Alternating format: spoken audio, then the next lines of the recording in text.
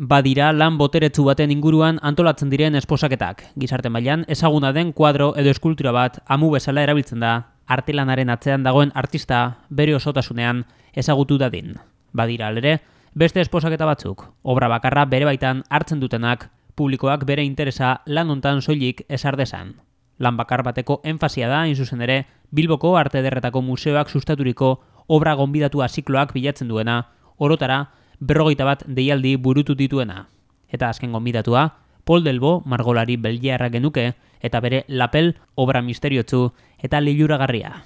1954an dataturikoa, Delvauxren estilo surrealistaren obra ikonikoa genuke, bere bilbidean ohikoak diren elementuak biltzen baitira. Horrela mundu klasikoaren zeinu diren arkitektura, paisaia edo Venusak presente dauden enean, eskeletoaren figura ere azalduko zaigu, margoak bere baitan daukan kutsu onirikoa indartuz.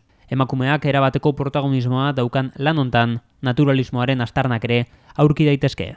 Ongi behatzeko lana Delvaux 20. mendeko egile europarronen eskutik datorkiguna. Uztailaren 7 arte egongo da ikusgai Bilboko museoan, eta ikuslearen esku egongo da kuadroak bere baitan dituen sekretuak aurkitzea.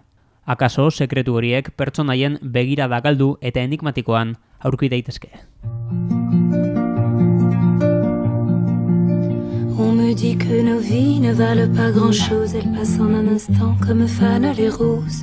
On me dit que le temps qui glisse est un salaud, que de nos chagrins il s'en fait des manteaux. Pourtant quelqu'un m'a dit que tu m'aimais encore, c'est quelqu'un qui m'a dit